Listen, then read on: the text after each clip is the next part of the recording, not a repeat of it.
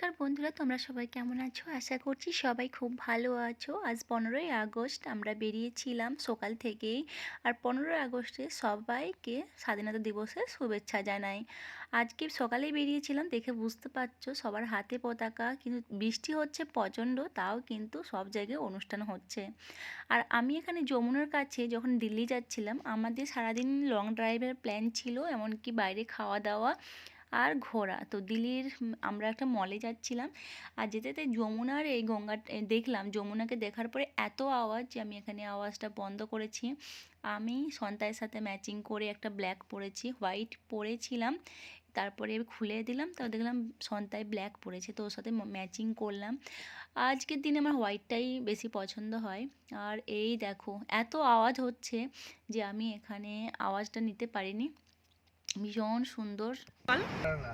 তো জানি না মানে কত টাইম এখানে আমরা থাকতে পারবো কি পারবো না, ওই জন্য আমি চেপে গেলাম। এখানে বেশি টাইম এখানে দাঁড়ানো যায় না। আজকের দিনটা তো এমনি মন ভালো হয়ে যায়, তার মধ্যে এই যমুনাকে দেখে আমি ভারী খুশি হয়ে গেছি।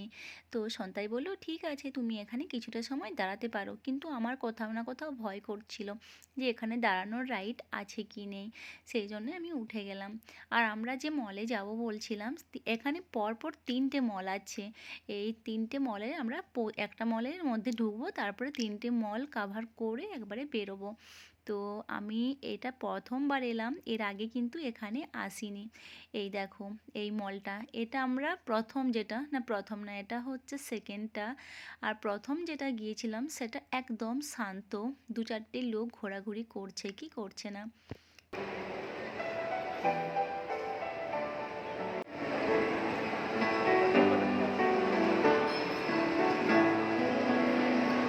এই যে মিউজিক বাজছে, এই সেটা আমার ভীষণ ভালো লেগেছে। সবাই দেখছে আর আমিও দেখছিলাম, কি ভালো বাজাচ্ছিল। কিন্তু ওই আমাদের তো পায়ের তলে সরষে আছে, আমরা তো চারদিক ঘুরে বেড়াবো। এখানে গান হচ্ছে, শোনো।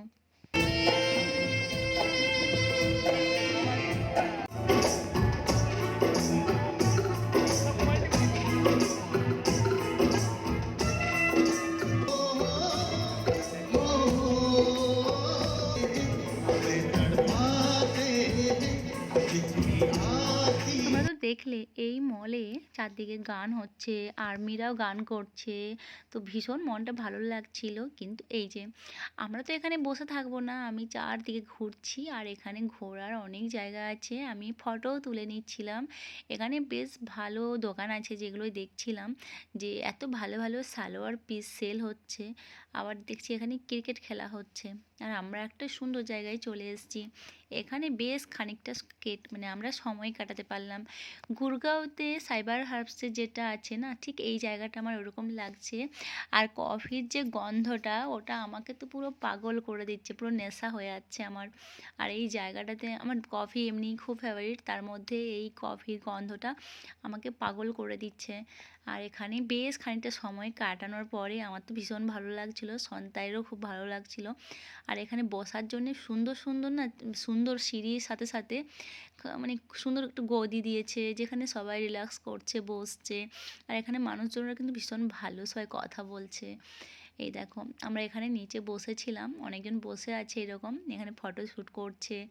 ভিয়েতনাম এখানে একটা রেস্টুরেন্ট আছে, আমরা আগেরবারে সাইবার হাবসে গিয়ে খেয়েছিলাম। তো আমি এখন উপরে চলে এসেছি, উপরে প্রচুর রেস্টুরেন্ট, ক্যাফে, অনেক কিছু আছে। তো আমরা কোথাও একটা বসে খাবো, তো সেটা তো পরে খাচ্ছি, তোমাদের সাথে শেয়ার করব অবশ্যই যখন আমরা খাবো কিছু না কিছু।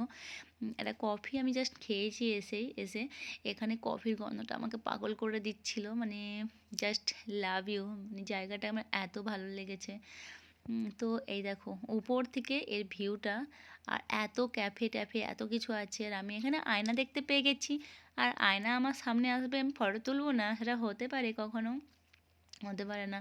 মানে আমি যেই দেখেছি এত বড় বড়, মানে পুরো দেওয়াল জুড়ে আয়না, আর সবাই ফটোশ্যুট করছে অনেকে। তো আমি এখানে আমার একটা ভিডিও করছিলাম, ফটো তুলছিলাম, জাস্ট শর্টস যখন বানাবো তাতে আমি একটু দেবো। আমরা তারপরে প্রচণ্ড খিদে পেয়ে গেছিলো আমাদের, আমরা একটা ক্যাব রেস্টুরেন্টে চলে এসেছি। আজকে তো ড্রাই ডে, আজকে কিন্তু সব বার আর সব কিছু বন্ধ আছে, যেহেতু স্বাধীনতা দিবস এই জন্যে।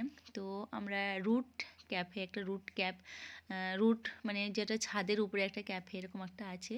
তো সেখানে এসেছিলাম।